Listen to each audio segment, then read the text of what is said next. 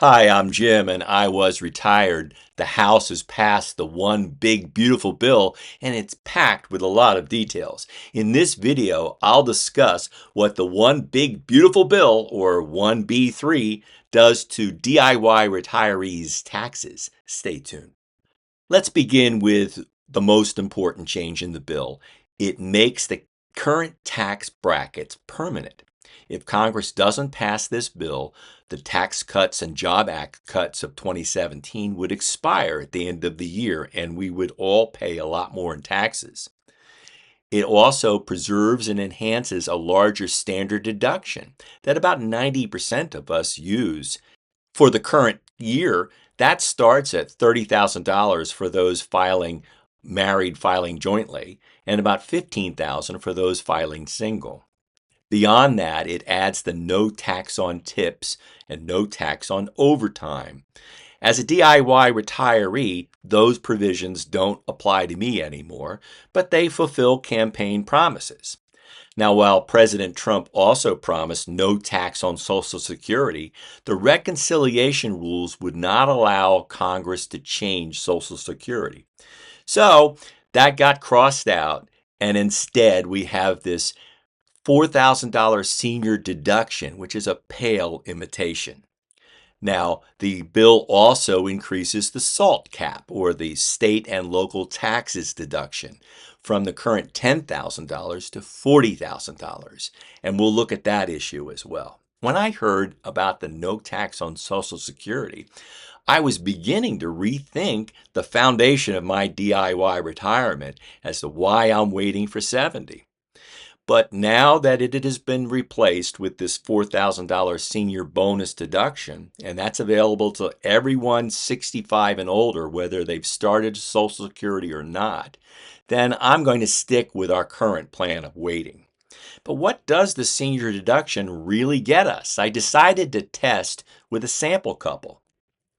So let's consider a couple. They're both age 67. They've already started collecting Social Security. Let's start with some assumptions that will ensure that 85% of their Social Security is taxable under the current 12% tax bracket to kind of match the assumptions that I'm using in my own retirement planning. The husband collects a $25,000 a year pension and withdraws about $40,000 from an IRA to help meet expenses before Social Security. And they also have about $10,000 in dividend income and $5,000 in interest income, all of it taxable interest income. Now note, in calculating provisional income for Social Security benefit purposes, if there was any tax-free interest there, that would be simply added back to the calculation anyway. Now, he collects $24,000 a year or $2,000 a month in Social Security, and his wife collects $12,000 a year with a spousal top-up to give them a total of $36,000 in Social Security benefits for this sample couple.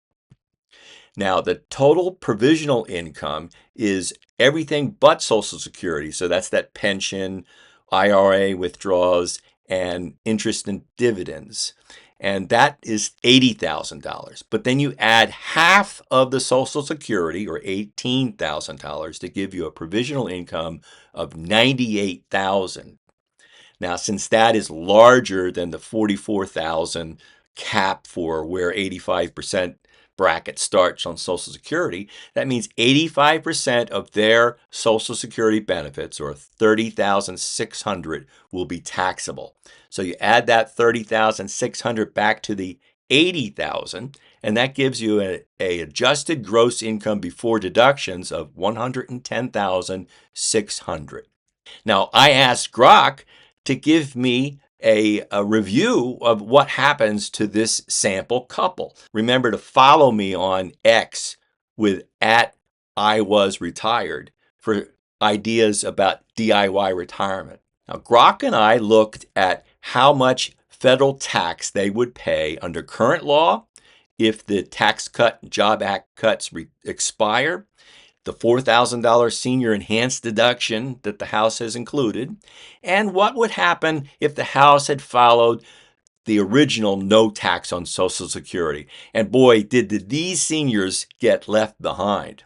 Eliminating Social Security taxation would have reduced the couple's federal income tax to $5,944. That's a saving of $2,880 compared to the current law. And that's far greater than the benefit of $576 in savings that they will get with this enhanced $4,000 senior bonus. However, if the current law expires and those taxes go up, this couple would see an increase of about $2,579. Now, you can compare your current tax rates and what would happen if we go back to pre-2017 rates with Boldin very easily under rate assumptions. When you click on rate assumptions there, you pull this up and you go down to taxes, and you can create a scenario and click change to 2017 tax rates. Now note, when you do that, you're not really going back to 2017 rates. You're getting those rates and those brackets adjusted for inflation since then. And as this note says, it brings it up to about 2022. Now, I did something similar in my own DIY strategic withdrawal spreadsheet. I have a sample of this available on my Google Sites. I created this table of 2026 federal married filing jointly taxes with the current Congressional Budget Office estimates. But the last time I did this was the beginning of 2023, and I'm hoping both Boldin and I can forecast permanent tax brackets adjusted by inflation each year for more consistent planning. Hey, before I go any further, will you please like and subscribe and share this channel with others that may benefit from these ideas from a DIY retiree? Thanks. Now, about that larger cap on state and local taxes or SALT deductions. I've studied this issue, and it will benefit only a few DIY retirees. I have not itemized in about 8 years. If you're one of them that itemize, great, but most of the country will not see any benefits. Very few counties in the country will benefit from increasing the SALT cap, mostly in these areas here in blue. And while New Jersey is a blue state, I live here in Camden County, where the average property tax is less than $10,000. My personal property tax is a little above $10,000, but not nearly as high as North Jersey. And I use the retirement income exclusion, so my income taxes in New Jersey are low. So I still use the standard deduction. Another downside of the SALT cap is that it's based on each tax return, and it's the same level for married filing jointly and those that are filing single. So, for instance, a $40,000 cap on would benefit a wealthy single filer with a standard deduction of $15,000.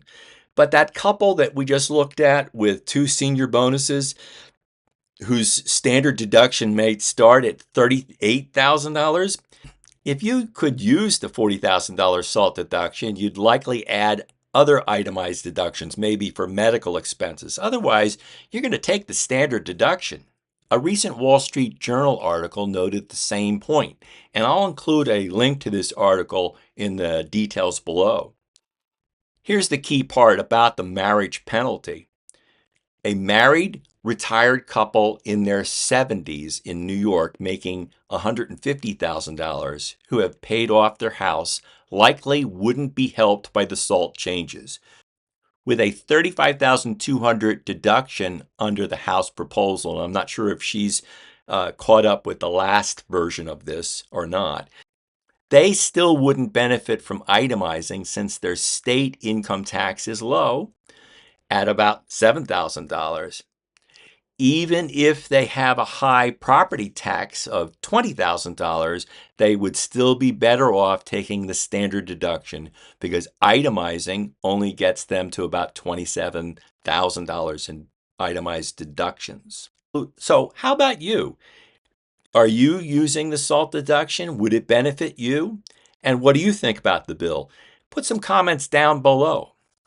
I will conclude with my standard warning. I have no initials after my name, so take these as entertaining ideas from one educated consumer to another. Always do your own due diligence and seek out a professional if you need one.